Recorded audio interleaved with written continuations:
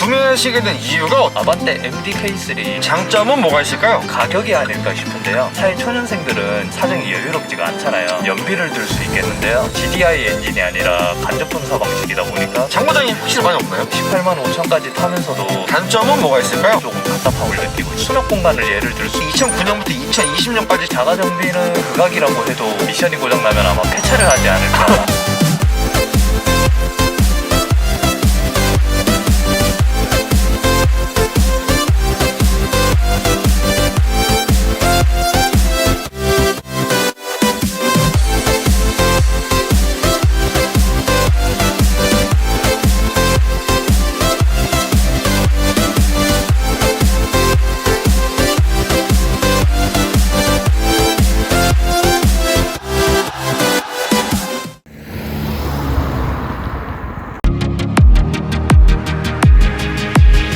안녕하세요, 한기사입니다. 르노에서 생산했던 준중형 세단인 르노 플러스의 한국형 버전으로 가성비 준중형 차량인 바로 2세대 SM3입니다. 합리적인 가격과 풍부한 장점을 바탕으로 2세대 SM3 구매를 고민하시는 분들이 굉장히 많으실 텐데요. 그래서 SM3 차주분을 만나러 경상북도 구미시에 도착했습니다. 가볍게 자기소개 한번 부탁드릴게요. 네, 안녕하세요. 경북 구미에 거주하고 있는 2세대 SM3 차주 29살입니다. 이 차량의 소개 좀 부탁드릴게요. 2010년식 2세대 SM3고요. 1.6 가솔린 모델입니다. 그리고 RE 트림에 화이트 펄 색상만 추가를 했고요. 이 차량의 제원 같은 경우에는 112마력의 15.9토크입니다. 그럼 이 차량 신차로 구매하신 건가요? 아니요, 중고차로 구매했고요. 작년 6월쯤에 이 차량을 인수하게 되었습니다. 그러면 구매 가격은 어떻게 되나요? 차량 가격만 300만 원을 줬고요. 연식이나 키로수가 조금 있다 보니까 상대적으로 좀 저렴한 가격에 업어올 수 있지 않았나. 현재 총 주행거리는 어떻게 되나요? 현재 주행거리는 18만 5천 킬로 정도 주행 중이고요. 제가 차량을 구매했을 때는 16만 킬로에 가져왔습니다. 그 전에 타시던 차는 어떤 차 타셨나요? 회사 차긴 한데요. 쉐보레 스파크 2인승 벤 모델을 탑승했었습니다.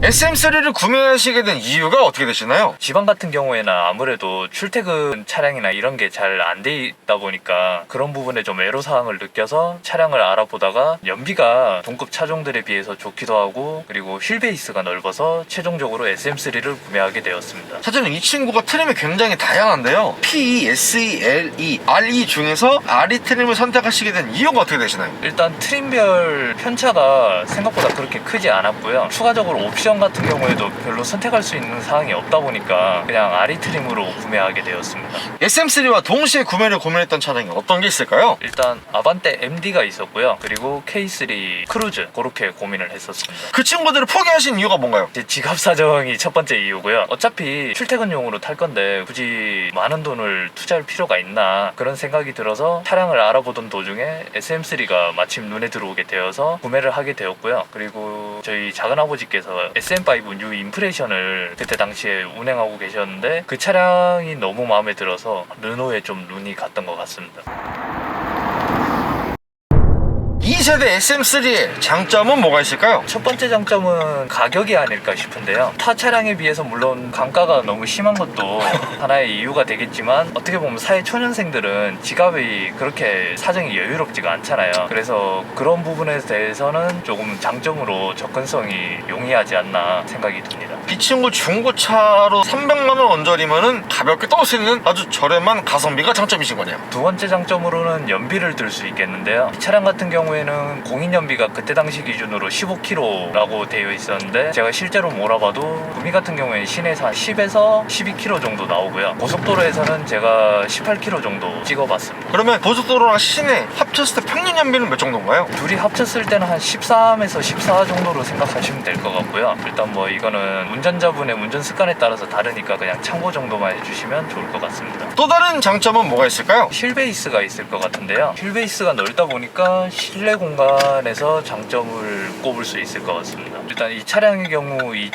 2.7m 정도를 기록하고 있는 걸로 알고 있는데요. 그러다 보니까 앞에 키가 큰 사람이 타고 뒤에 타더라도 특별히 좁다거나 그런 문제는 없었던 것 같습니다. 당시에 동급 출시된 준중형 세단 중에서 가장 넓다는 얘기가 좀 있는데요. 닛산 출시는 1세대 SM3가 좁은 실내 공간 때문에 불만이 굉장히 많았었는데 르노 출시는 2세대 SM3에서 출시 당시 기준으로 준중형 차 중에서 가장 큰 차체를 가지고 있었으며 첫 폭은 아반떼 CN7 7번이 나오기 전까지 준중형 차 중에서 가장 넓었다는 얘기가 있더라고요. 그럼 넓은 실내 공간과 더불어서 트렁크 공간도 좀 넓은 편인가요? 트렁크 공간 같은 경우에 제가 이제 최근에 지인이 이사를 하게 돼서 청주로 가서 짐을 옮겼는데 그랜저 부럽지 않을 정도로 싣고 내려왔던 기억이 있습니다. 죄송해요. 그랜저랑 비교는 차주님, 이 친구의 실외 디자인은 만족하시나요? 네, 실외 디자인 같은 경우에는 특별히 못났다거나 그런 게 없다 보니까 저는 장점으로 생각하고 있습니다. 확실히 이 디자인이 SM3의 아이덴티티다라는 걸 보여주는 것 같아요. 그럼 차주님, 이 친구의 휠은 몇 인치 휠인가요? RE 트림으로 제공되는 17인치 휠이고요. 거기에 제가 스티커를 인터넷에서 구매해서 따로 붙여놨습니다. 또 다른 장점으로는 정숙성을 꼽을 수 있을 것 같은데요. 이 차량 같은 경우에는 GDI 엔진이 아니라 간접 분사 방식이다 보니까 상대적으로 진동이나 소음에서 조금 자유로운 점이 있다고 들 수 있을 것 같습니다. 준중형 치고는 꽤나 많이 잡았다, 괜찮다는 생각이 저도 드는 것 같아요. 그럼 차주님, 이 친구의 정숙성과 더불어서 승차감은 장점이라고 볼 수 있나요? 충분히 장점이라고 볼 수 있을 것 같습니다. 딱히 경쟁차들에 비해서 밀리지도 않고 오히려 약간 단단하게 잡아주는 느낌이 있어서 저는 그 부분은 장점이라고 생각하고 있습니다. 토션빔 특유의 한쪽에 큰 충격이 가해졌을 때 반대편으로 충격이 전해지는 문제가 이 친구는 거의 없고요. 그 후에 출시된 SM6 같은 경우에는 중형차임에도 토션빔을 사용했는데 뒷좌석 승차감이 너무 하드한 탓에 되게 불만이 많이 있으셨는데, 이 차량 같은 경우는 그보다 아래급 차량임에도 불구하고 그보다 편하다는 평가가 굉장히 많았더라고요. 또 다른 장점은 뭐가 있을까요? 운전석에 전동 시트가 적용되어 있는데요. 타 차량들은 다 수동으로 시트를 조절하는 걸로 알고 있는데 SM3 같은 경우에는 운전석이라도 전동식이 적용돼서 조금 편안하게 운전자의 자세를 맞출 수 있지 않나. 이 당시 르노 삼성의 장점 중에 하나가 장고장이 많이 없다고 얘기가 좀 들었는데, 장고장이 확실히 많이 없나요? 네, 저 같은 경우에도 애초에 키로수가 많은 걸 가져오기도 했는데 제가 18만 5천까지 타면서도 별 문제 없이 잘 주행하고 있습니다. SM3의 또 다른 장점이라고 한다면은 현대자동차에서는 좀 인색한 레인 센서, 그게 장점이 아닐까 싶거든요. 일단 이 차량 같은 경우에 오토 와이퍼가 지원이 돼요. 그래서 비 올 때 그냥 한 칸만 내려서 오토로 놔두면 알아서 조절을 해주기 때문에 그런 부분에 대해서는 현대 기아차에 비해서는 조금 장점이 아닐까. 2세대 SM3의 단점은 뭐가 있을까요? 일단 첫 번째로는 출력을 꼽을 수 있을 것 같습니다. 이 차량 같은 경우에 112마력의 15.9토크인데 아무래도 GDI 방식도 아니고 자동 변속기 타입도 아니다 보니까 출력에서 약간 손해를 보고 있지 않나 그런 생각도 들고, 실제로도 시내 주행에서는 별 문제가 되지 않는데 고속도로 주행할 때 필요에 의해서 가속을 해야 된다, 그럴 때 조금 답답함을 느끼고 있습니다. 그럼 차주님, 여름에 에어컨을 키셨다, 그럼 출력이 더 떨어지나요? 확실히 악셀 반응이라던가 이런 게 조금 굼뜨다는 게 느껴지긴 합니다. 연비 위주의 세팅인 CVT 미션이라 그런지 초반 가속이 조금 부족한 것 같기도 해요. 또 다른 단점은 뭐가 있을까요? 두 번째 단점으로는 약간의 정비비가 다른 브랜드에 비해서 높지 않나. 장고장이 거의 없지만 수리비는 비싸다. 네, 크게 뭐 수리한 건 없고요. 연식도 있고 하다 보니까 제가 예방정비 차원에서 손을 댔는데 그래도 생각보다 가격이 좀 만만치 않더라고요. 어떤 부분이 만만치 않은가요? 브레이크 디스크를 갈았는데 정품 기준으로 39만 원이 소요되었습니다. 이 친구가 자가 정비가 좀 어렵다는 얘기도 있던데 어떤가요? 네, 자가 정비는 가히 극악이라고 해도 무방할 수준이고요. 에어컨 필터를 뜯으려면 공구를 따로 준비를 해야 돼요. 센터페시아 하단 쪽 조수석 쪽을 뜯어서 밑으로 기어 들어가야 되거든요. 그렇게 하기가 조금 어려워서 저 같은 경우엔 그냥 카센터에 맡기고 있습니다. 근데 그러면 수리비 또 비싼 거예요. 최소한 이 친구가 수리비가 비싼 것과 더불어서 CVT 요 미션이 약간 유리 미션이라는 얘기가 있어서 좀 자주 나간다는 얘기가 있는데 어떤가요? 동호회 같은 데 봐도 미션 나가시는 분들이 꽤 계시더라고요. 근데 저 같은 경우에는 아직까지 미션이 키로수에 비해서 나간 적은 없어서 다행히 그 부분에 대해서는 아직까지 걱정은 안 하고 있는데, 한편으로는 또 저도 그렇게 되지 않을까라는 불안감은 살짝 가지고 있습니다. SM3 동호회 확실히 이 미션이 나가셔서 고통받으시는 분들이 조금 계신 거네요. 네, 그렇습니다. 미션이 신품이 거의 한 400만 원 되고요, 중고로 교체를 해도 200만 원이라는 아픈 소식이 있어요. 거의 그 정도 든다고 하더라고요. 차가 300만 원인데 그래서 저는 미션이 고장나면 아마 폐차를 하지 않을까. 실외 디자인은 만족한다고 하셨는데, 이 친구의 실내 디자인은 어떻게 생각하시나요? 실내 디자인 같은 경우에는 저는 계기판도 그렇고 그 시대에는 당연히 최신 그런 감성이었겠지만 지금 와서는 약간 좀 올드하지 않나. 2세대 SM3가 출시한 지 10년이 지났지만 아직까지 실내외 디자인, 특히 실내 디자인의 변화가 거의 없어요. 2세대 모델이 2009년부터 2020년까지 출시가 됐는데 심지어 페이스리프트가 2번이나 나왔어요. 이 정도면 거의 사골 곰탕이라고 해도 그리고 또 다른 단점으로는 컵홀더나 수납 공간을 예를 들 수 있겠는데요. SM3를 타보시거나 보셨던 분은 아시겠지만 문 쪽에 도어 포켓에도 컵을 수납할 수 있는 공간이 없어요. 되게 협소해요. 그래서 기껏 해봐야 티슈 정도만 넣을 수 있고요. 그리고 컵홀더 같은 경우에도 앞에 하나 있고 뒤에 두 개가 있지만 사실상 거의 넣을 수 있는 게 없습니다. 근데 더 웃긴 건 사이드 브레이크 옆에 있는 컵홀더가 너무 작아서 차주님께서 컵홀더 하나 싸제로 달아 놓으셨어요. 그 정도 부족한 거잖아요. 네, 그렇습니다. 그리고 실내에서 또 다른 단점을 꼽으라고 한다면 아마 SM5 타시는 분들도 공감을 하실 텐데요. 공조기 조작 버튼에 있는 이 부분들이 특히 자주 만지는 부분들이 벗겨져요. 벗겨진다고요? 뭐가 벗겨져요? 특히 자주 안 쓰는 뭐 오토 버튼이라던가 공조기 방향 조절 같은 경우에는 되게 멀쩡해요. 멀쩡한데 바람 세기라던가 에어컨 버튼 그리고 오프 버튼이 벗겨져서 처음에 안 보이더라고요. 그래서 전 이 차량 에어컨 어떻게 켜는지도 몰라가지고 좀 많이 당황을 했었습니다. 자주 쓰는 버튼이 하도 많이 쓰다 보니까 버튼에 코팅이 벗겨져가지고 거기다 지금 스티커를 붙여놓으셨어요. 네, 맞습니다. 아니 아무리 차가 에어컨 버튼, 공조 버튼 많이 눌러도 코팅 벗겨지는 건 좀 심각한 거 아니에요? 너무 야한 거 아니에요? 저도 이 부분은 너무 좀 야하지 않나.